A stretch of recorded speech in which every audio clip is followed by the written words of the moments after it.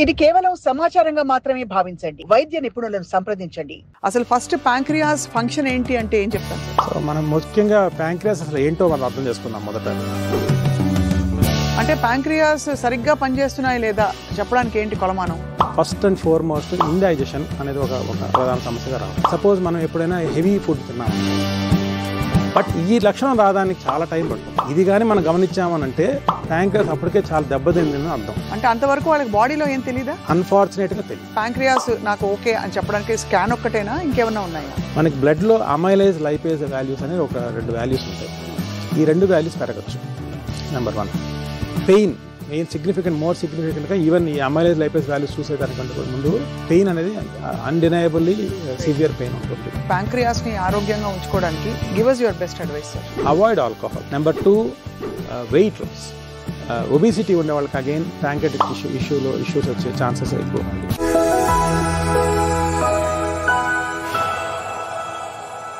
Hello and welcome to Sakshi life. సంపూర్ణ ఆరోగ్యంలో జీర్ణాశయ వ్యవస్థకి సంబంధించిన సమస్యలు రాకుండా ఉండేవాళ్ళు ధన్యులని చెప్పాలి. ఎందుకంటే ఇక్కడ దెబ్బతింటే మొత్తం మెదడు నుంచి కాలు దాకా అన్ని సమస్యలే. ఇది పెద్దలు చెప్తూ వచ్చారు అనాదిగా. ఇవాళ మనం చాలా మామూలుగా ఎక్కువగా మాట్లాడని ఒక విషయం గురించి మాట్లాడబోతున్నాం. ప్యాంక్రియాస్ అంటే మామూలుగా హెపటాలజిస్టులు అందరూ లివర్ గురించి మాట్లాడతారు, కానీ ప్యాంక్రియాస్కి ఒక కీలక పాత్ర ఉంది మన శరీరంలో. ప్యాంక్రియాస్ దెబ్బతినడం ఎలా స్టార్ట్ అవుతుంది, వాటిని ఎలా నివారించాలి, అండ్ ప్యాంక్రియాటైటిస్ రాకుండా ఎలా కాపాడుకోవాలి, ఆల్ అబౌట్ దిస్ ఇవాళ మాట్లాడబోతున్నాం. ప్రముఖ సర్జికల్ గ్యాస్ట్రోఎంట్రాలజిస్ట్, అందరికీ సుపరిచితులు, చాలా అనుభవం గడించారు, డాక్టర్ భరత్ కుమార్ నారా గారు ఫ్రమ్ స్టార్ హాస్పిటల్స్. భరత్ గారు, thank you so much for joining us అండి. అసలు ఫస్ట్ ప్యాంక్రియాస్ ఫంక్షన్ ఏంటి అంటే ఏం చెప్తాను సార్? సో మనం ముఖ్యంగా ప్యాంక్రియాస్ అసలు ఏంటో మనం అర్థం చేసుకుందాం మొదట. ప్యాంక్రియాస్ అనేది ఇఫ్ యూ టాక్ వర్డ్ అనేది కరెక్ట్గా గ్రీక్ నుంచి వచ్చింది మనకి. సో ప్యాన్ అంటే ఆల్, క్రియాస్ అంటే ఫ్లెషీ. సో ఈ ఆర్గానే ఒక మొత్తం ఫ్లెషీ ఆర్గాన్, చాలా మెత్తటి వెరీ డెలికేట్ ఆర్గాన్ ఇది. అండ్ అది అంత డెలికేట్గా ఉంది కాబట్టి మన బాడీలో కూడా దాన్ని చాలా జాగ్రత్తగా భద్రంగా అంటే ఈజీగా డ్యామేజ్ కాకుండా పొజిషన్లో దేవుడు దాన్ని అట్లా అమర్చారు. అంటే it is just behind the stomach in front of the spinal కాలం లాగా. సో చాలా డీప్గా మనకి సీటెడ్ ఉంటుంది అది.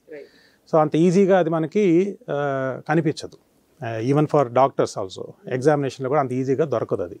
సో మీరు అన్న ప్రశ్నకి ప్యాంక్రియాస్ ఏం చేస్తుంది అనే దానికి మెయిన్గా ప్యాంక్రియాస్కి 2 ముఖ్య ఫంక్షన్స్ ఉన్నాయి బాడీలో. ఎగ్జోక్రైన్ అంటే ఎంజైమ్ సెక్రెట్ చేసేది, ఎండోక్రైన్ అంటే హార్మోన్ సెక్రెట్ చేసేది. సో 2 ముఖ్యమైన దానికి పనులు ఉన్నాయి మన బాడీలో.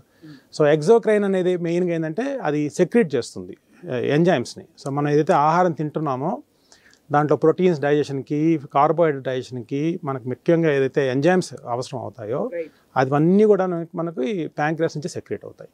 సో మన ఆహారంని డైజెషన్కి ముఖ్యమైన ఎంజైమ్స్ ఏవైతే రిలీజ్ అవుతాయో అవి ప్యాంక్రియాస్ నుంచి రిలీజ్ అవుతాయి. సో ఇప్పుడు మనమైతే ఎండోక్రైన్ అని మాట్లాడుతున్నాం. ఎండోక్రైన్ అంటే హార్మోన్స్. అవును. సో హార్మోన్స్ అనేవి ఏంటి, మన బాడీలోకి బ్లడ్లోకి సెక్రెట్ అవుతాయి. సో బ్లడ్లోకి సెక్రెట్ అయ్యే మెయిన్గా ఇక్కడ ప్యాంక్రియాస్ నుంచి సెక్రెట్ అయ్యే 2, ఇన్సులిన్, గ్లూకగాన్. సో ఇన్సులిన్ అనగానే అందరికీ తెలుసు, మనకి ప్రతి ఒక్కరికి ఇన్సులిన్ అనే మాట చాలా మందికి అర్థమవుతుంది, ఈజీగా గుర్తుపడతారు. ఎస్పెషల్లీ డయాబెటీస్ పేషెంట్స్కి, ఎవరికైతే ఇన్సులిన్ తక్కువ అవుతుందో బాడీలో వాళ్ళకి డయాబెటీస్ వచ్చే లక్షణాలు ఎక్కువగా ఉంటాయి కాబట్టి సో చాలామందికి ఆ ఇన్సులిన్ అనే పదం చాలా ఈజీగా గుర్తుపడతారు. అంటే ప్యాంక్రియాస్ సరిగ్గా పనిచేస్తున్నాయి లేదా చెప్పడానికి ఏంటి కొలమానం? సో బేసిక్గా చాలాసార్లు మనకి ప్యాంక్రియాస్ పనిచేస్తుందా లేదా అనే దానికి లక్షణాలు ఏవైతే మీరు అడుగుతున్నారో, ఫస్ట్ అండ్ ఫార్మోస్ట్ ఇండైజెషన్ అనేది ఒక ప్రధాన సమస్యగా రావచ్చు. ఇండైజెషన్ అంటే సపోజ్ మనం ఎప్పుడైనా హెవీ ఫుడ్ తిన్నాం అనుకోండి, హెవీ ఫ్యాటీ డైట్. సో ఫంక్షన్స్కి వెళ్తాము, లేదంటే ఇంట్లో పండగలప్పుడు మనం కొంచెం ఆయిలీ ఫుడ్స్, ఎక్కువగా స్వీట్స్, లేకుంటే కొంచెం ఆ ప్రిపరేషన్స్ ఏవైతే తింటామో అట్లా తిన్నప్పుడు వాళ్ళకి సరిగా అరగదు. ఎట్లా తెలుస్తుంది అరగదు అంటే, ఒకసారి మోషన్లో మనకి ఆ పార్టికల్స్ ఫ్లోట్ అవుతూ కనిపిస్తాయి. ఇప్పుడు మనకి సింపుల్ ఎగ్జాంపుల్ ఏంటంటే, ఆయిల్ అనేది ఎట్లయితే ఫ్లోట్ అవుతుందో మనం నీళ్ళపైన వేస్తే, సో అన్డైజెస్టెడ్ ఫ్యాట్ అనేది ఫుడ్లో అన్డైజెస్టెడ్ పార్టికల్స్తో పాటు బయటకు వచ్చినప్పుడు ఫ్లోట్ అవుతూ ఉంటుంది. సో ప్యాంక్రియాస్ ప్రాబ్లం ఉంది అనే వాళ్ళకి ఒక సింపుల్, అందరూ చూడదగ్గది, ఇంట్లోనే మనం అర్థం చేసుకోగలిగిన ప్రాబ్లం అంటే అది. బట్ ఈ లక్షణం వచ్చేదానికి చాలా టైం పడుతుంది. అంటే ఇది కానీ మనం గమనించామనంటే ప్యాంక్రియాస్ అప్పటికే చాలా దెబ్బతిందని అర్థం. అంటే అంతవరకు వాళ్ళకి బాడీలో ఏం తెలియదా? అన్ఫార్చునేట్గా తెలియదు. అయ్యో. కొంతమందికి ఏంటంటే పెయిన్ అనేది చాలా సిగ్నిఫికెంట్ ప్రాబ్లం, పెయిన్గా అంటే సిమ్టమ్గా తెలుస్తుంది. చాలాసార్లు పెయిన్తోనే వస్తారు. సో పెయిన్ అనేది చాలా డీప్ సీటెడ్గా బోరింగ్ పెయిన్ అంటాం. అంటే బోరింగ్ అంటే డీప్ బోరింగ్ పెయిన్, చాలా తీక్షణమైన పెయిన్, ఎక్కువ పెద్ద అంటే సింపుల్ పెయిన్ కాదు అది. అంటే ప్యాంక్రియాస్ చుట్టూనా ఇది ఈ పెయిన్? ప్యాంక్రియాస్లో ఇబ్బంది వచ్చినప్పుడు పెయిన్ అనేది అంత డీప్, అంటే చెప్పాను కదా మీకు డీప్ ఆర్గాన్ ఇది అని. సో ఆ డీప్ ఆర్గాన్ కాబట్టి చాలా మనకి తీవ్రమైన నొప్పి అనేది వస్తుంది. సో అది అన్డినయబుల్, అంటే ఎవరు దాన్ని నిర్లక్ష్యం చేయలేరు అట్లాంటి నొప్పి వస్తే. సో నొప్పి అనేది మెయిన్ ఫంక్షన్, అంటే మెయిన్ సిమ్టమ్గా మనకు తెలుస్తుంది. బట్ అంతకు మించి జనరల్గా తరచుగా ఇండైజెషన్ రావడం కూడా ఒక సిమ్టమ్ అనుకోవచ్చు. బట్ నేను చెప్పినట్టు అట్లాంటి సిమ్టమ్స్ ప్యాంక్రియాటైటిస్ వల్ల వస్తే ఆల్రెడీ చాలా లేట్గా తెలిసిన సీరియస్ ప్రాబ్లంలో ఉన్నారని అర్థం. సో ప్యాంక్రియాటైటిస్ అసలు అంటే ఈ ప్యాంక్రియాస్ సరిగ్గా పనిచేయకపోవడం, ఇన్ఫ్లమేషన్ రావడం అనేది ఏ లైఫ్ స్టైల్ డిజార్డర్స్ వల్ల వస్తుంది? బేసిక్గా ప్యాంక్రియాటైటిస్ అనేది మనకి లివర్ అన్న పెద్ద ఆర్గాను దానికి చెడిపోయినా కొంచెం మనకి ఈ మధ్యన ట్రాన్స్ప్లాంటేషన్ అనేది కూడా మనం తరచుగా మాట్లాడుకుంటున్నాం ఉంది. కానీ ప్యాంక్రియాస్ వరకు వచ్చేసరికి మాత్రం we have only one single pancreatic organ అనేది. అంత తేలిగ్గా అది మనం దాన్ని పాడు చేసుకోకూడదు. అంటే చాలా చాలా ఇంపార్టెంట్ భాగం మన బాడీలో. మనం చేసే లైఫ్ స్టైల్స్లో బేసిక్గా ఎక్కువగా మన ఇండియన్ సినారియో ఎస్పెషల్లీ మన తెలుగు రాష్ట్రాల్లో ముఖ్యంగా చూసేది అలవాటు ఆల్కహాల్. ఈ ఆల్కహాల్ అలవాటు వల్ల చాలా ఇబ్బందులు, ఎస్పెషల్లీ ప్యాంక్రియాస్కి. అందరూ అనుకుంటారు ఆల్కహాల్ అయితే లివరే చెడిపోదు. లివర్ కంటే ముఖ్యంగా ముందు చెడిపోయేది ప్యాంక్రియాస్. ఈ ఆల్కహాల్ ప్రాబ్లం వల్ల ప్యాంక్రియాటైటిస్ కానీ వచ్చింది అని అంటే మాత్రం it is like a scarring. మనకి ఎక్కడైనా గాయం తగిలితే స్కార్ అట్ అవుతుందో, ప్యాంక్రియాస్లో కూడా ఒకసారి వాపు అంటూ వచ్చిందంటే ఆ వాపు తగ్గిన దాని ఎఫెక్ట్స్ అనేవి తెలుస్తూనే ఉంటాయి. ఎస్పెషలీ అడిక్ట్స్ ఎవరైతే ఆల్కహాల్ మానలేరో, ఇన్స్పైట్ ఆఫ్ ఈ ప్రాబ్లం వచ్చి వాళ్ళకి ఇబ్బంది వచ్చినా కానీ కొంతమంది మానలేకపోతారు, ఆల్కహాల్ అడిక్ట్ అయి ఉంటారు. వీళ్ళల్లో ఈ ప్రాబ్లం ఇంకా తీవ్రంగా స్టార్ట్ అవుతుంది. ఇదే కాదు, smoking is also one of the major factors for pancreatitis. ఇవి రెండూ కాకుండా మనం తరచుగా చూసేది ఏంటంటే, అర్థం చేసుకోకుండా, అంటే మనకు అర్థం కాని విషయం ఏంటంటే గాల్బ్లాడర్ల స్టోన్స్ అండి. గాల్బ్లాడర్ల స్టోన్స్ ఏదైతే ఫామ్ అవుతాయో అవి కానీ స్లిప్ అయ్యాయంటే మన అనాటమీ ఎట్టుంటుందంటే ఆ చిన్న డక్ట్ ఏదైతే బైల్ డక్ట్ అని ఉంటుందో, ప్యాంక్రియాటిక్ డక్ట్ కూడా చాలా చిన్న డక్ట్, ఈ రెండు ఒకే దగ్గర జాయిన్ అవుతాయి. మనకి లోపల అమెరికా అట్లా ఉంటుంది. సో ఎప్పుడైతే ఈ బైల్ డక్ట్లోకి స్టోన్ స్లిప్ అవుతుందో, ఈ ప్యాంక్రియాటిక్ కూడా అదే భాగంలో ఉంది కాబట్టి ఆ ఒత్తిడి దీనిపైన కూడా వచ్చి అదే ప్యాంక్రియాటిక్ డక్ట్ బ్లాక్ అవ్వడం వల్ల కూడా ప్యాంక్రియాటైటిస్ వస్తుంది. సో ముఖ్యంగా చూస్తే 90% ఆఫ్ ద రీజన్స్ ఏదైనా ఉంది అని అంటే, number 1 alcohol, number 2 gallstones. ఇవి రెండు కానీ మనం కానీ జాగ్రత్త చేసుకోగలిగితే 90% మందికి ఈ ప్యాంక్రియాటైటిస్ అనేది ఇబ్బంది రానికుండా చూసుకోవచ్చు. ఈ రెండు తీసుకున్న వాళ్ళందరికీ రాదు కదా. సో ఒక ప్రీ డిస్పోజిషన్ ఏమైనా ఉంటుందా బాడీలో, వీళ్ళకి వస్తుంది pancreatitis, they are prone to this అని చెప్పడానికి? సో ఆల్కహాల్ విషయంలో వచ్చేసి మాత్రం హెవీ డ్రింకర్స్, ఎస్పెషల్లీ పీపుల్ ఎవరైతే ఆల్కహాల్ ఖాళీ కడుపుని తాగేస్తారు, అంటే ఫుడ్ కూడా తినకుండా దే కన్జ్యూమ్ ఒట్టి ఆల్కహాల్ తాగుతూ ఉంటారు, కన్జంప్షన్ ఎక్కువ తీసుకుంటారు అమౌంట్స్. సో వాళ్ళు ప్యాంక్రియాటైటిస్ వచ్చే అవకాశాలు చాలా ఎక్కువ. బట్ మెనీ డ్రింకర్స్ రాకుండా ఉన్న వాళ్ళు కూడా చూస్తుంటాం కదా. సో దానికి కారణం ఏమంటుందంటారు? అది ఇంకా వాళ్ళ అదృష్టం అని చెప్పొచ్చు ఒక రకంగా చెప్పాలంటే. ఐ విల్ టెల్ యూ, ఒక చిన్న సాఫ్ట్వేర్ ఇంజనీర్ యూఎస్లో ఉన్నాడు. So he had first drink, ఒక డ్రింక్ న్యూ ఇయర్ రోజు ఒక బియర్ తీసుకున్నారు. He had a pancreatitis. ఎంత సివియర్ ప్యాంక్రియాటైటిస్ అంటే అక్కడ అమెరికాలో 1 month అడ్మిట్ అయినాక మళ్ళీ మన దగ్గరకు వచ్చి ఇక్కడ సర్జరీ చేయించుకోవాల్సినంత ప్యాంక్రియాటైటిస్ అయింది. So it is a chance. అది ఎవరికి వస్తుంది ఎవరికి రాదని చెప్పలేము. బట్ జనరల్లీ స్పీకింగ్ ఎప్పుడైతే ఆల్కహాల్ ఎక్కువగా తీసుకుంటారో, ఒకేసారిగా ఎక్కువ తీసుకుంటారో వాళ్ళు ప్యాంక్రియాటైటిస్ వచ్చే అవకాశం ఉంది. అండ్ ఆల్కహాల్ తీసుకున్న తర్వాత నీళ్ళు కూడా తాగాలండి. అంటే వాటర్ కన్జంప్షన్ తక్కువైనప్పుడు కూడా ప్యాంక్రియాటైటిస్ వచ్చే అవకాశాలు ఎక్కువ ఉంటాయి. ఇక జనరల్ లైఫ్ స్టైల్ కండిషన్స్, కొంచెం కారాలు, నూనెలు, ఫ్రైడ్ ఫుడ్స్ తినడం, అలాగే మనకి కెఫీన్ ఎక్కువ తీసుకోవడం, ఇవన్నీ కూడా ప్యాంక్రియాస్ పై ఎఫెక్ట్ చూపిస్తాయండి. వీటి వల్ల అంత మనకి we don't have evidence to say that వీటి వల్ల అట్లా అవుతుంది. అది లివర్కే పరిమితం. ఇవన్నీ కూడా లివర్ కంటే కూడా బేసిక్గా మనకి జిఐటి ఇరిటేషన్, ఏవైతే ఇరిటెంట్స్ ఉంటాయో మనం తీసుకునే ఆహారంలో, ఆ ఇరిటేషన్ వల్ల మనకి కొంచెం జిఐ అప్సెట్ అవుతుంది. కానీ జనరల్ ప్యాంక్రియాస్ పైన దానిపైన ఎఫెక్ట్ అంతా లేదు. సో ఈ అక్యూట్ ప్యాంక్రియాటైటిస్, ఫర్ ఎగ్జాంపుల్ సడన్గా ఏదో ఒక దాంతో ట్రిగ్గర్ అయిపోయి వచ్చిన ప్యాంక్రియాటైటిస్ కావచ్చు, ఇంకేమైనా, ఇది ట్రీటబుల్ అండి, రివర్సబులా, లేకపోతే మేనేజబుల్ అంటారా? Very manageable, treatable. ఇఫ్ ఆ పర్సన్ ఎవరైతే ఇట్లా వచ్చిన వాళ్ళు కరెక్ట్ టైంకి కరెక్ట్ ట్రీట్మెంట్ దగ్గరికి వెళ్ళగలిగితే. ఎందుకంటే ఈ ప్యాంక్రియాటిస్ అని వచ్చినప్పుడు ఏమైందంటే బాడీలో మనకి ఫ్లూయిడ్ డిస్ట్రిబ్యూషన్ దెబ్బతింటుందండి.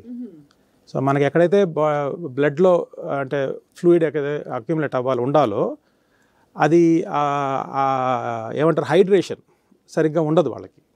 సో దీనివల్ల ఎఫెక్ట్స్ ఇంకా ప్యాంక్రియాటిస్ వల్ల ప్యాంక్రియాస్ వచ్చిన వాపు వల్ల ఎఫెక్ట్స్ ఏవైతే ఉంటాయో అవి ఇంకా ఎక్కువ అయిపోతాయి. Okay. So hydration is very very important for a patient with pancreatitis, number 1. Number 2, oxygen. ఆయనకి ఆ టైంలో మంచిగా ఆక్సిజన్ అందుతున్నా కానీ ఎవిడెన్స్ ఏం చెప్తుందంటే మన ప్రీవియస్ మనకి జరిగిన అంటే ఉండే ఎవిడెన్స్ ఏం చెప్తుందంటే ఆక్సిజన్ సప్లిమెంటేషన్ ఏదైతే ఇస్తామో ఆ టైంలో ఇవ్వగలిగితే అది కూడా ప్యాంక్రియాటిస్ యొక్క సీరియస్నెస్ని తగ్గించగలుగుతుంది. సో ఈ రెండు హైడ్రేషన్ అండ్ ఆక్సిజనేషన్ అనేవి చాలా ఇంపార్టెంట్. ఎస్పెషల్లీ పేషెంట్స్కి ఎవరికైతే ఈ ప్యాంక్రియాటిస్ వస్తుందో వాళ్ళలో నోటి ద్వారా ఆహారం ఇవ్వకుండా కొంచెం రెస్ట్ ఇచ్చి వాళ్ళకి మెయిన్గా ఐవి ఫ్లూయిడ్స్ కానీ ఇవ్వగలిగి తగినంత ఆక్సిజన్ సప్లై కానీ ఇవ్వగలిగితే ఆ ప్యాంక్రియాటిస్ వచ్చే దానివల్ల వచ్చే ఎఫెక్ట్స్ని చాలా వరకు మినిమైజ్ చేయొచ్చు. ఇప్పుడు మీరు చెప్పారు కదా నోటి ద్వారా ఆహారం ఇవ్వకుండాని ఫ్లూయిడ్స్ ఇవ్వడం ఇంపార్టెంటా, నోటి ద్వారా ఆహారం ఇవ్వకపోవడం ఇంపార్టెంట్? రెండు ఇంపార్టెంట్. వై అంటే ఎలా ఎఫెక్ట్ అవుతుంది ఇది? ఆహారం తీసుకుంటే ఏమైందంటే ఎంజైమ్స్ మనం చెప్పానట్టు ఇందాక అనుకున్నట్టు pancreas will start secreting more enzymes. So దానికి ఎక్కువ డబుల్ పని అయిపోతుంది. ఆల్రెడీ కొంచెం దెబ్బతినింది దానిపైన ఇది. సో ఎప్పుడైతే ఈ స్టేజ్లో ఉంటుందో ప్యాంక్రియాస్ ఆ ఎంజైమ్స్ అనేవి పేగులోకి రిలీజ్ కాకుండా ప్యాంక్రియాస్లోకి రిలీజ్ అవుతాయి. సో ఎప్పుడైతే ప్యాంక్రియాస్లోకి ఎంజైమ్స్ రిలీజ్ అయిపోతాయో ఆ ఎంజైమ్సే ప్యాంక్రియాస్నే డైజెస్ట్ చేసేస్తాయి. అంతే కదా, అర్థమైందా? ఆ ఎంజైమ్స్ ఏవైతే ఫుడ్ని డైజెస్ట్ చేయాలో they will digest the pancreas it self. So మన బాడీనే మనం దెబ్బ తీసుకున్నట్టు అయిపోతుంది. వెరీ డేంజరస్ కండి. ఎందుకంటే ప్యాంక్రియాస్ కి మనకు తెలిసినంత వరకు ట్రాన్స్ప్లాంట్లు అవి ఉండవు కదండి, ఆప్షన్ ఉండదు.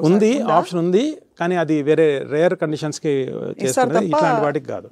So pancreas is also resilient organ. అంటే మరీ అంత చిన్న దెబ్బకే అది పాడైపోయే అంత ఆర్గన్ కాదు. బట్ దెన్ ఈ ఎఫెక్ట్స్ని మనం ఎట్లంటే I compare this with eruption of volcano. Generally నా పేషెంట్కి నేను అట్టే ఎక్స్ప్లెయిన్ చేస్తాను. ఒకసారి వాల్కనో ఎరప్ట్ అయింది అనుకోండి, దాని ఎఫెక్ట్స్ ఎంత దూరం పోతాయని మనం చెప్పలేము. You can only wait and see ఎంతవరకు డెవాస్టేషన్ అయింది అనేది మనం వెయిట్ చేసి చూసి ఓహో ఇంత అయిందా అనుకోవడం తప్పితే ఆ టైంలో మనం ఆపలేం దాన్ని. ఇప్పుడు ప్యాంక్రియాటిక్ ట్యూమర్స్ గురించి మాట్లాడే లోపు డాక్టర్ భరత్ కుమార్ గారు, మీరు అన్నారు కదా హైడ్రేషన్ లెవెల్స్ తక్కువ ఉంటాయని. చాలాసార్లు హెమోగ్లోబిన్ ఇన్ఫ్లేటెడ్గా కనిపిస్తుంది కొంతమంది రెగ్యులర్ రిపోర్ట్స్లో. అది హైడ్రేషన్ తక్కువ ఉంటే హెమోగ్లోబిన్ ఎక్కువ అంటే 15.5, 16, 17 కూడా కనిపిస్తుందని విన్నాం. So from that perspective are there some random indicators that there something else ఇంకేదో అవుతుంది లోపల ప్యాంక్రియాస్కి సంబంధించి చెప్పడానికి? అట్లా మనం హెమోగ్లోబిన్ పెరిగిన వెంటనే అది ప్యాంక్రియాస్ పైన మనం అనుమానం పెట్టుకోకూడదు. బట్ ఇంకేం ఉండవు అసలు ఇండికేషన్స్? ఫర్ ఎగ్జాంపుల్ కిడ్నీ డిసీజ్కి కొన్ని కొలమానాలు ఉంటాయి. అలాగా ప్యాంక్రియాస్ నాకు ఓకే అని చెప్పడానికి స్కాన్ ఒక్కటేనా, ఇంకేమన్నా ఉన్నాయా? ప్యాంక్రియాటిస్ వరకు వచ్చేసరికి డయాగ్నోసిస్ మనం చూసుకుంటే మనకి బ్లడ్లో అమైలేజ్ లైపేజ్ వాల్యూస్ అనేది ఒక 2 వాల్యూస్ ఉంటాయి. ఈ 2 వాల్యూస్ పెరగచ్చు. నెంబర్ 1 పెయిన్ మోర్ సిగ్నిఫికెంట్గా ఈవెన్ ఈ అమైలేజ్ లైపేజ్ వాల్యూస్ చూసేదానికంటే కూడా ముందు పెయిన్ అనేది అన్డినయబుల్లీ సివియర్ పెయిన్ ఉంటుంది. దెన్ ఈ 2 వాల్యూస్ చూసుకోవచ్చు. సో నెక్స్ట్ మోస్ట్ ఇంపార్టెంట్ వచ్చేసి ఇమేజింగ్ అండి. అల్ట్రాసౌండ్ కానీ సిటీ స్కాన్ కానీ కంపల్సరీగా చేస్తేనే మనకు అర్థమవుతుంది. సో మనం ఇప్పుడు మీరు ప్యాంక్రియాటిస్ అన్నప్పుడు నాకు ఇంకొక మాట గుర్తొచ్చింది. సో ఈ ప్యాంక్రియాటిస్లో కూడా 2 రకాలు ఉన్నాయి. ఒకటి అక్యూట్ ప్యాంక్రియాటిస్. ఇప్పుడు వరకు నేను మాట్లాడినంతా కూడా ఇమీడియట్గా ఆల్కహాల్ వల్ల తీసుకోవడం వల్ల లేకుండా గాల్ బ్లాడర్లో స్టోన్స్ స్లిప్ అవడం వల్ల వచ్చే ఇమీడియట్ ఎఫెక్ట్స్ వల్ల వచ్చే ప్యాంక్రియాటిస్ అంటే అక్యూట్ ప్యాంక్రియాటిస్. ఇదే పరిస్థితి ఇంకా కంటిన్యూ అయింది అనుకోండి, ఈ ఆల్కహాల్ కన్సంప్షన్ ఆపకుండా తీసుకోవడం, ఈ ఇన్ఫ్లమేషన్ రావడం తగ్గడం, మళ్ళీ తీసుకోవడం, మళ్ళీ రావడం తగ్గడం, ఇట్లా మల్టిపుల్ టైమ్స్ జరిగినప్పుడు ఏమైందంటే అది కాస్త క్రానిక్ ఫేజ్కి వెళ్ళిపోతుంది. అంటే ప్యాంక్రియాస్లోనే పర్మనెంట్గా కొన్ని స్ట్రక్చరల్ మార్పులు వచ్చేస్తాయి. ఓహో, అది అప్పుడప్పుడు ఇన్ఫ్లేమ్ అయ్యి మళ్ళీ తగ్గడం, దెబ్బ తగిలి మారడం లాగా ఇలా జరిగి ప్యాంక్రియాస్ అనేది మనం ఫస్ట్ నేను మాట్లాడినప్పుడు ఎంతైతే చెప్పానో సాఫ్ట్ టిష్యూ అని, అది కాస్త హార్డ్ టిష్యూ అయిపోతుంది. సో ఎప్పుడైతే దాని స్ట్రక్చరల్ చేంజెస్ వచ్చేస్తాయో అది అక్కడ ఆ స్టేజ్ నుంచి మనం దాన్ని నార్మలైజ్ చేయడం అనేది చాలా కష్టం అయిపోతుంది. ఇంకా ఆ తర్వాత అనేక రకాల అవస్థలు, రెస్ట్రిక్షన్స్ అన్నీ ఉంటాయి. సో డైజెషన్ తగ్గిపోవడము, డయాబెటీస్ రావడము, మోర్ ఇంపార్టెంట్లీ పెయిన్. పెయిన్ తరచూ పెయిన్ రావడం. తరచూ పెయిన్ రావడం. ఇప్పుడు ప్యాంక్రియాటిక్ ట్యూమర్స్ అని వింటూ ఉంటాం డాక్టర్ భరత్ కుమార్ గారు, ఎందుకు వస్తాయి అవి అసలు? అదే మాటకు వస్తే ప్యాంక్రియాస్ అనేది చాలా డీప్ సీటెడ్ ఆర్గాన్. ట్యూమర్స్ అనేవి మన బాడీలో ఎక్కడన్నా ఏ ప్రాంతంలో రావచ్చండి. అదే సూపర్ఫిషియల్ భాగాల్లో వస్తే మనం ఐడెంటిఫికేషన్ మనమే చూసుకోవచ్చు, కంటితో కనిపిస్తాయి. బట్ ఏదో ఇంటర్నల్ ఆర్గాన్స్లో వచ్చాయంటే అన్లెస్ సిమ్టమ్స్ బయటపడితేనో లేదా ఏదైనా ఇమేజింగ్లో బయటపడితేనో సాధారణంగా మనం దాన్ని గుర్తించడం అనేది కొంచెం లేట్ అవుతుంది. ఎస్పెషల్లీ ఏదో సిమ్టమ్స్ మరీ లేట్ స్టేజ్లోనే బయటపడుతూ ఉంటుంది జనరల్గా. ఈ మాట ప్యాంక్రియాస్కి బికమ్స్ వెరీ వెరీ ఇంపార్టెంట్. ఎందుకంటే డీప్ సీటెడ్ ఆర్గాన్, దాంట్లో వచ్చే ట్యూమర్స్ ఏవైతే వస్తాయో వాటి వల్ల వచ్చే సిమ్టమ్స్ అనేవి వెరీ లేట్ స్టేజ్లోనే బయటపడుతుంది. మనకంటూ సిమ్టమ్స్ అంటూ మొదలయ్యాయి అంటే ఎస్పెషల్లీ పెయిన్ కానీ జాండీస్ రావడం కానీ, అర్థమైందా? సో ఈ రెండు ముఖ్యమైన సిమ్టమ్స్ దానికి, పెయిన్ అండ్ జాండీస్. జాండీస్ కూడా ఎప్పుడు వస్తుందంటే బైల్ డక్ట్ అని ఇంతకు మాట్లాడుకున్నాం కదా, బైల్ డక్ట్ దగ్గరగా ట్యూమర్ ఉండి ఆ బైల్ డక్ట్ని ఒత్తిడి చేస్తే, అంటే ఈ ట్యూమర్ కాస్త దానిపైకి ప్రెషర్ పెడితే మనకి బ్లడ్లోకి జాండీస్ అది బిలిరుబిన్ లెవెల్స్ ఎక్కువయ్యి జాండీస్ అనేది తెలుస్తుంది. అలా జరగాలి అని అంటే ఆ ట్యూమర్ చాలా సిగ్నిఫికెంట్ సైజు పెరిగి ఉండాలి అప్పటికి. ఓహో. అదే పెయిన్ రావాలంటే ఇంకా పెద్దగా అయితే కానీ పెయిన్ రాదు. సో ఈ రెండు అనేవి ఈ రెండు పెయిన్ అండ్ జాండీస్ ఏవైతే మోస్ట్ ఇంపార్టెంట్ సిమ్టమ్స్ ప్యాంక్రియాస్లో ట్యూమర్స్కి, అవి వెరీ లేట్ స్టేజ్లో బయటపడతాయి.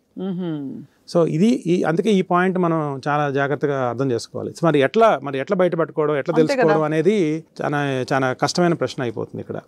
సో చాలాసార్లు ఏమైందంటే మన రొటీన్ ఇమేజింగ్లో ఏదో కారణం చేత అల్ట్రాసౌండ్ చేయించుకోవడం, ఏదో కారణం చేత ప్యాంక్రియాటిక్ సిటీ స్కాన్ చేయించుకోవడం, ఇట్లా జరిగినప్పుడు ఏమైందంటే వాటిలో మనకి కొన్ని లీజన్స్ అంటే ట్యూమర్స్ లాంటివి చిన్న సైజులో ఉండేవి కూడా కనిపించవచ్చు. సో అలా కనిపించినప్పుడు మనం వాటిని ఇంకా ఫర్దర్గా ఇవాల్యుయేట్ చేసుకొని అది ఎటువంటి ట్యూమర్ అనేది మనం కరెక్ట్ పరీక్షలు చేస్తే మనకి అది ట్యూమరా లేదా ఇంకేదైనా సింపుల్ విషయమేనా అనేది మనం అర్థం చేసుకోగలుగుతాం. అలా చేసుకున్నప్పుడు దాన్ని మనం రెక్టిఫై చేసుకోగలుగుతాం. కానీ ఇది చాలా రిస్కీ కండిషన్ అండి. మీరు అన్నట్టు పని కట్టుకుని ఎవరు వెళ్ళి ప్యాంక్రియాస్ చూపించుకోరు. అంత లైఫ్ స్టైల్ డిజార్డర్స్ మనకి ఏమీ జరగట్లేదని అనుకుంటాం.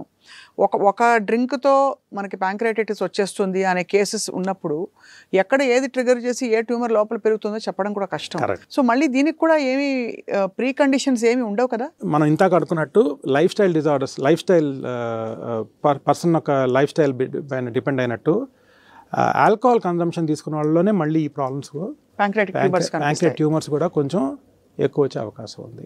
అండ్ క్రానిక్ ప్యాంక్రియాటిటిస్ ఏవైతే ఆల్కహాల్ వల్ల వచ్చిన డెలిటరీస్ ఎఫెక్ట్స్ వల్ల ప్యాంక్రియాస్ ఏదైతే దెబ్బతింటుందో వాళ్ళలో కూడా ట్యూమర్స్ వచ్చే అవకాశాలు ఎక్కువ. సో ప్యాంక్రియాటిటిస్ ఇలా ప్యాంక్రియాటిక్ ట్యూమర్స్ ఉండే వాళ్ళకి ట్రీట్మెంట్ ప్రోటోకాల్స్ ఏంటండి? సర్జరీ ఒకటేనా మార్గం? ఎర్లీ స్టేజెస్ అంటే ప్యాంక్రియాస్ అనేది ఎటువంటి ప్లేస్లో ఉందంటే దాని చుట్టూతోనే చాలా ఆర్గన్స్ దగ్గరగా అమరుంటాయి అన్నమాట. సో ఎప్పుడైతే ఈ ట్యూమర్ అనేది ప్యాంక్రియాస్కే కన్ఫైన్ అయ్యింది అనుకోండి, అవును అదే కదా, మనం దాన్ని మంచిగా చాలా మంచి రిజల్ట్స్తోనూ తీసేసి సరి చేయొచ్చు. ఎప్పుడైతే ఈ ప్యాంక్రియాస్ ట్యూమర్ అనేది అదర్ ఆర్గాన్స్కి కొంచెం స్ప్రెడ్ అయ్యింది అనుకోండి, అప్పుడు మనకి రిజల్ట్స్ అనేవి అంత ఆశాజనకంగా ఉండవు. సో మన it boils down to the same point again, early identification అనేది చాలా ఇంపార్టెంట్. ఈ ఎర్లీ ఐడెంటిఫికేషన్ కూడా ప్యాంక్రియాస్లో ఏ భాగంలో ట్యూమర్ వచ్చిందని దాని పేరు బేస్ చేసుకొని మనం చేయొచ్చు. అంటే ప్యాంక్రియాస్ అనేది మీరు గమనిస్తే ఒక ఫిష్ లాగా ఇట్లా హెడ్, టెయిల్, బాడీ టెయిల్ అని 3 భాగాలు ఉంటుందండి. పామ్ సైజులో ఉంటుంది అనుకోండి. సో దానికి హెడ్, బాడీ, టెయిల్ అనే 3 భాగాలు డివైడ్ చేసుకుంటే సో హెడ్లో వచ్చే ట్యూమర్స్ని కొంచెం ఎర్లీగా డయాగ్నోస్ చేయొచ్చు. టెయిల్ భాగంలో వచ్చే ట్యూమర్స్ని కొంచెం లేట్గా డయాగ్నోస్ అవుతాయి. ఎందుకంటే అక్కడ పెద్ద వేరే ఆర్గన్స్ దగ్గరలో లేవు కాబట్టి ఆ ట్యూమర్ పెరిగేదానికి, సిమ్టమ్స్ వచ్చేదానికి టైం ఎక్కువ పడుతుంది కాబట్టి మనం చూసేసరికి ఆల్రెడీ అది పెరిగి ఉంటుంది కాబట్టి. రైట్. సో ఇవి అంటే ఒక ఏజ్ బ్రాకెట్ దాటాకే వస్తాయండి, అందరికీ వస్తాయా? ఏజ్ బ్రాకెట్ అనేది చాలా ఇంపార్టెంట్ క్వశ్చన్ ఇక్కడ. సో ఎక్కువ మెజారిటీ ఆఫ్ ద పీపుల్కి 6th decade, above 6th decades అంటే 60+ ఉండేవాళ్ళు ఈ ట్యూమర్స్ వచ్చే అవకాశాలు ఎక్కువ. ఇప్పుడు ఈ మధ్యకాలంలో మనం ఈ ట్యూమర్స్ని ఎక్కువగా చూస్తున్నాం. ఎందుకంటే ఈ కోవిడ్ తర్వాత చాలామందికి హెల్త్ పైన బాగా అవేర్నెస్ పెరగడం, ఇంకోటి డయాగ్నోస్ సెంటర్స్ బాగా అవైలబిలిటీ ఉండడం.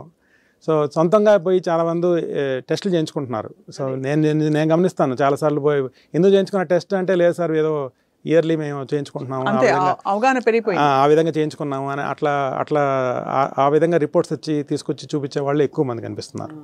సో ఈ విధంగా ఈ మధ్యకాలంలో ఈ అవేర్నెస్ పెరగడం, కొంచెం ఈ ట్యూమర్ ఐడెంటిఫికేషన్ రేట్ అనేది కొంచెం ఎక్కువైంది మనకి. అంతకుముందు కంటే కూడా ఇప్పుడు తరచుగా చూస్తున్నాం. మరి అది మంచి పరిణామా చెడు పరిణామం అంటే ఖచ్చితంగా ఒక రకంగా చెప్పాలంటే మంచి పరిణామం. ఎందుకంటే ఎర్లీగా డయాగ్నోస్ చేస్తే ఎర్లీగా దాన్ని మనం ట్రీట్మెంట్ చేసుకునే దానికి అవకాశం ఉంటుంది కాబట్టి అది ఇండైరెక్ట్గా that is good thing only for patients. Right. But ironically అంటే దీన్ని సిమ్టమ్స్ వస్తే కానీ బయట పెట్టరు, అలాగే ఏ కారణం లేకుండా ఎవరు వెళ్ళి స్కాన్ చేయించుకోరు. అది బయటపడే సిమ్టమ్స్ బయటపడే పరిస్థితికి వచ్చిందంటే ఇంకా చాలా లేట్ అయిపోయిందని కూడా చెప్తున్నారు. సో చాలా జాగ్రత్తగా ఉండాలి ప్యాంక్రియాస్ తో. సో అందుకే దీనిపైన ఎక్కువ మందికి ప్యాంక్రియాస్ అనే దానిపైన మనకి జనరల్ పబ్లిక్ లో పెద్ద అవేర్నెస్ లేదు. కరెక్ట్గా చెప్పాలంటే ప్యాంక్రియాస్ అనే తెలుగు వర్డ్ కూడా క్లోమ గ్రంథి దాని పేరు. మనం రెగ్యులర్ భాషలో క్లోమ గ్రంథి అంటే అసలు గుర్తుపెట్టరు ఎవరు. సో అవేర్నెస్ అనేది అంత తక్కువ ఉంది దాని. 6th decade లో వచ్చినా కూడా దాన్ని పొజిషనింగ్ అండ్ దాని స్టేజ్ని బట్టి సర్జికల్గా రిమూవ్ చేయొచ్చు. ఇప్పుడు స్టమక్ అల్సర్స్ని మనం కామన్గా చూస్తాం, దాన్ని క్యాన్సర్ కేటగిరీలో పెట్టాం. బట్ ఈ ట్యూమర్స్ ఏవైతే చెప్తున్నారో are they random ulcers or కొంచెం క్యాన్సర్ లాగా కీమోథెరపీ కూడా అవసరం ఉంటుంది వాళ్ళకి? లీజన్స్ అంటాం. అంటే ప్యాంక్రియాస్ వచ్చే ఈ చిన్న చిన్న కణితలు లాంటివి డయాగ్నోసిస్ కూడా ఎట్లుంటుందంటే మన సిటీ స్కాన్లో ఒక డౌట్ఫుల్ లీజన్ లాగా కనిపిస్తుంది. సో దీనికి మిగతా భాగాల్లో వచ్చినప్పుడు ట్యూమర్ వచ్చినప్పుడు ఏం చేస్తాము, ఒక చిన్న శాంప్లింగ్ తీసుకుంటాం. అంటే నీడిల్ బయాప్సీనో లేదంటే ఒక చిన్న బయాప్సీ తీసుకుంటాము. దాన్ని మనం టెస్ట్ చేసిన తర్వాత అది పాజిటివా నెగిటివా క్యాన్సర్ ఉందా లేదా అనే ఒక ఎప్పుడైతే మనకు అవగాహన వస్తుందో దాన్ని బట్టి మనం తీస్తాం. కానీ ఈ ప్యాంక్రియాస్కి వచ్చేసరికి మళ్ళీ అక్కడ కూడా ఒక చిన్న డిఫికల్టీ ఉంది. ఇది చాలా డీప్ సీటెడ్ ఆర్గాన్ కాబట్టి ఆ శాంప్లింగ్ తీయడం అనేది కూడా అంత ఈజీ కాదు. అంటే it's very difficult to approach. అవును, పర్క్యూటేనియస్ కంటే పైనుంచి స్కిన్ పైనుంచి వెళ్ళి ఆ నీడిల్తో దాన్ని పంక్చర్ చేయడమో దాన్ని యాస్పిరేట్ చేయడమో దాన్ని టెస్ట్ చేయడం అనేది అంత ఈజీ పని కాదు. సో మాలిగ్నెన్సీ కోసం టెస్ట్ చేయలేము, కష్టం. కానీ మన దగ్గర ఇప్పుడు ఏంటంటే కొంచెం అడ్వాన్స్డ్ టెక్నాలజీ వచ్చింది. సో ఎండోస్కోపిక్ అల్ట్రాసౌండ్ అంటాం. అంటే ఏదైతే మన అల్ట్రాసౌండ్ మనం రెగ్యులర్గా చేయించుకుంటారో బయట నుంచి, అదే ఎండోస్కోప్ ద్వారా కూడా చేయొచ్చు. సో ఆ ఎండోస్కోప్ ప్రోబ్కి కొసాన చిన్న అల్ట్రాసౌండ్ ప్రోబ్ ఉంటుంది. సో అది మన స్టమక్లోకి వెళ్ళి అక్కడి నుంచి మనం ఈ ప్యాంక్రియాస్ని దగ్గరగా గమనించవచ్చు. సో ఇటువంటి లీజన్స్ ఏమైనా ఉంటే మనం ఎండోస్కోపిక్ అల్ట్రాసౌండ్ ద్వారా వీ కెన్ ఐడెంటిఫై దెమ్. పిల్ బాట్ కూడా మాట్లాడుతున్నాం కదండి, పీపుల్ ఆర్ టాకింగ్ అబౌట్. అంటే డాక్టర్ నాగేశ్వర రెడ్డి గారు చెప్పారు రీసెంట్లీ దట్ అది చిన్న క్యాప్సూల్ లాగా ఉండి మింగేస్తే అదే వెళ్ళి లోపల ఇన్వెస్టిగేట్ చేసి దాన్ని క్యాప్సూల్ ఎండోస్కోపీ అని కూడా అంటాము. సో అదేంటంటే చిన్న క్యాప్సూల్ లాంటిది which has a video capturing technology and it will take multiple pictures as it passes through your intestines. So ఏదైతే పైనుంచి మనం క్యాప్సూల్ లాగా మింగి అది న్యాచురల్ ఫుడ్ పోయినట్టు అది అంతా ఇంటెస్టైన్స్లో మొత్తం ట్రావెల్ చేసి అదర్ ఎండ్ నుంచి బయటకు వచ్చేసినప్పుడు we can take that and then we can see ఇంటెస్టైన్స్లో మొత్తంగా మనం ఒక రకంగా స్కానింగ్ లోపల మొత్తం కూడా చూడొచ్చు. మెడికల్ అడ్వాన్స్మెంట్స్ వింటూ ఉంటే అసలు నిజంగా దిమ్మ తిరిగిపోతుందండి, the kind of technology we have now. So ఓవరాల్గా would you say anything doctor Bharat Kumar garu, ప్యాంక్రియాస్ని ఆరోగ్యంగా ఉంచుకోవడానికి? లేదు అది ఆల్మోస్ట్ ఒక సైడ్ క్యారెక్టర్ లాగా మనం ఎక్కువ మీరు అన్నట్టు లివర్ గురించి మాట్లాడతారు అందరూ కిడ్నీస్ గురించి మాట్లాడతారు, but people don't talk as much about pancreas. So give us your best advice sir. Avoid alcohol. So this is the only కొంచెం కూడా నేనైతే as a doctor I would say no alcohol, number 1. Number 2 weight loss. Obesity ఉండే వాళ్ళకి again pancreatic issues వచ్చే chances ఎక్కువ మళ్ళీ, ఎందుకంటే fat కూడా దాన్ని వచ్చి కబళించేస్తుంది పైన. ఫిజికల్ యాక్టివిటీ మనం కొంచెం ఆ విధంగా చూసుకోవడం కూడా చాలా ఇంపార్టెంట్. మనం తీసుకునే ఆహారంలో కూడా ఎక్కువ ఆయిలీ ఫుడ్ అనేది అవాయిడ్ చేయడం అనేది చాలా ఇంపార్టెంట్. ఎవరికైతే గాల్ స్టోన్స్ ఉంటాయో ఎస్పెషల్లీ వాళ్ళు మాత్రం నెగ్లెక్ట్ చేయకూడదండి. ఈ గాల్ స్టోన్స్ అనేవి one of the major reasons for acute pancreatitis. జనరల్గా మనకు అవేర్నెస్ ఏంటంటే గాల్ స్టోన్లో పెయిన్ ఉంటేనే చేయాలి, కరెక్టే. కానీ ఇగ్నోర్ చేస్తారు చాలాసార్లు. ఆ పెయిన్ దీనివల్ల కాదులేనో, లేకుంటే టెస్టే చేయించుకోకుండానో. సో చాలాసార్లు గాల్ స్టోన్స్ పైన మనం దృష్టి పెట్టాం. ఏదో సింపుల్ గ్యాస్ట్రైటిస్, ఏదో హోమ్ రెమెడీ తీసుకున్నాను, లేదా ఏదో యాంటోప్రోజోల్ వేసుకున్నాను, నాకు బాగానే ఉంది అనే ఆలోచనలో చాలామంది ఉంటారు. సో ఆ basic ultrasound will always help in terms of gallstone ఐడెంటిఫికేషన్కి. అది ఇంపార్టెంట్. సో ఈ 3 ఆస్పెక్ట్స్లో మనం కానీ జాగ్రత్తగా ఉంటే చాలాసార్లు మనం ఈ ప్యాంక్రియాటిస్ బారి నుంచి తప్పించుకోవచ్చు. రైట్. బట్ ఇంకా కూడా ఇన్ఫర్మేషన్ చాలా తెలుసుకోవాలి. లైఫ్ స్టైల్ మారుతోంది, ఇప్పుడు ఇంకా కొత్త సవాళ్ళు వస్తున్నాయి. But thanks to qualified doctors like you doctor Bharat Kumar గారు, తప్పకుండా ఏ సమస్య వచ్చినా పరిష్కారం దాని పక్కనే ఉంటుంది అని చెప్పారు. ఐడెంటిఫికేషన్ చేస్తే అండి, ప్రాబ్లం ఐడెంటిఫై చేస్తే సొల్యూషన్ అదే వస్తుంది.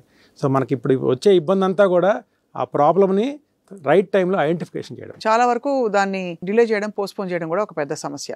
రైట్. ఏ చిన్న సిమ్టమ్ ఉన్నా కూడా తప్పకుండా ఎస్పెషల్లీ డైజెస్టివ్ వ్యవస్థకి సంబంధించి not at all to be ignored. Thank you very much doctor Bharat Kumar Nara garu. Thank you very much.